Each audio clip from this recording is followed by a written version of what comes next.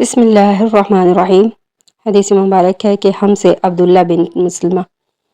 قنبی نے بیان کیا، ان سے امام مالک رحمۃ اللہ نے، اور ان سے ابن شہاب نے، ان سے ابو سلمہ عبد الرحمن اور عبداللہ اغر نے، اور ان دونوں حضرات سے ابو ہریرہ رضی اللہ عنہ نے کہ رسول اللہ صلی اللہ علیہ وآلہ وسلم نے فرمایا کہ ہمارا پروردگار بلند برکت والا ہے، ہر رات کو اس وقت آسمان پر آتا ہے جب رات کا آخری تہائی حصہ رہ جاتا ہے۔ وہ کہتا ہے کوئی مجھ سے دعا کرنے والا ہے کہ میں اس کی دعا قبول کروں، کوئی مجھ سے مانگنے والا ہے کہ میں اسے دوں، کوئی مجھ سے بخشش طلب کرنے والا ہے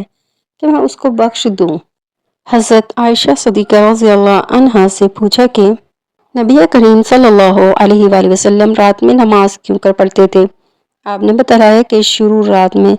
سوئے رہتے اور آخر رات میں بیدار ہو کر تہجد کی نماز پڑھتے، اس کے بعد بستر پر آ جاتے اور جب مؤذن اذان دیتا تو جلدی سے اٹھ بیٹھتے، اگر غسل کی ضرورت ہوتی تو غسل کرتے ورنہ وضو کر کے باہر تشریف لے جاتے۔